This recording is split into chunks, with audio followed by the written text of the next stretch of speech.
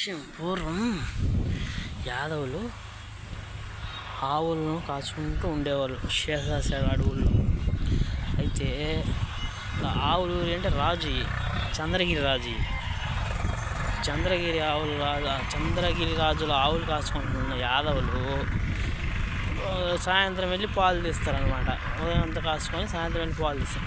సాయంత్రం వెళ్ళి పాలు తీస్తే ఒక ఆవు పాలు ఇవ్వసరికి ఏందా విషయం అని మరుసటి రోజు గమనిస్తాడు. ఆ ఆవు నీకు చూపించేది పుట్ట దగ్గర పోయి, పుట్ట క్లియర్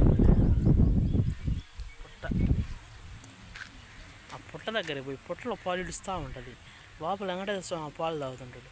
అది గమనించిన సన్నిధి వల్ల యాదవులు ఆవును కొట్టబోతారు.